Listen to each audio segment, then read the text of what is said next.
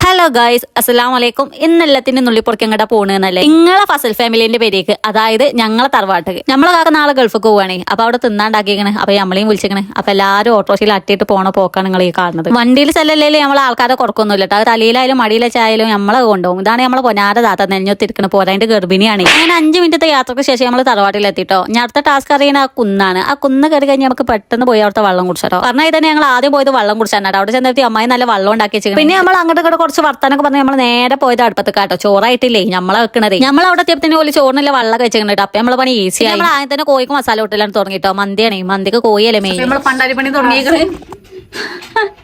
Assistant 1, assistant 2 കോഴി അവിടെ ഉണ്ട്. പിന്നെ നമ്മൾ കോഴി നല്ല മസാല ഒക്കെ ചേർത്തിട്ട് 15 മിനിറ്റ് റെസ്റ്റിനാണ് മാറ്റി വെച്ചിട്ടോ. പിന്നെ 15 മിനിറ്റ് റെസ്റ്റിന് വെച്ചാൽ കോഴി നേരിട്ട് ചട്ടിയെ കണ്ടിട്ട് പൊരിയാൻ തുടങ്ങി. പിന്നെ കുറെ നേരത്തെ അധ്വാനത്തിന് ശേഷം ഒരു ചട്ടിയിൽ ചോറും മറ്റേ ചട്ടിയിൽ കോഴിയെ അടുപ്പത്തണ്ട് വെച്ചിട്ടോ. അങ്ങനെ കുറെ നേരത്തെ ഇടവേളക്ക് ശേഷം നമ്മളെ ഫുഡ് അങ്ങോട്ട് റെഡി ആയിട്ടോ. ഞാൻ ക്യാമറയും പൊടിച്ചിരുന്നപ്പത്തിന് അവിടെ ചോറേ ഇറങ്ങിയേക്കണേ. നമ്മള് ക്യാമറ ഓഫ് ആക്കിയിട്ടില്ലെങ്കിൽ നമ്മളെ ചോറ് അവിടെ ഉണ്ടാവില്ല. അജാതി തീറ്റിയാണ് ഓല് തിന്നുന്നത്. പിന്നെ ഒന്നും നോക്കില്ല, നമ്മൾ ഇറങ്ങിയ കാലത്തേക്ക്. ഞാൻ ചോറ് തിന്നതിന് മുന്നേ ഉമ്മമാരോടെ അങ്ങനെ ചോദിച്ചു നോക്കി ചോറ് എങ്ങനെ ഉണ്ട്. നിങ്ങൾ തന്നെ കേട്ടോക്കെ.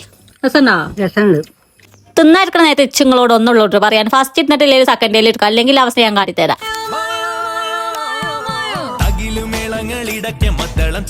ഇല്ല പാത്രമൊക്കെ കേൾക്കി നമ്മൾ നേരെ പോയി വരിക. അപ്പൊ ഓക്കെ ബൈ.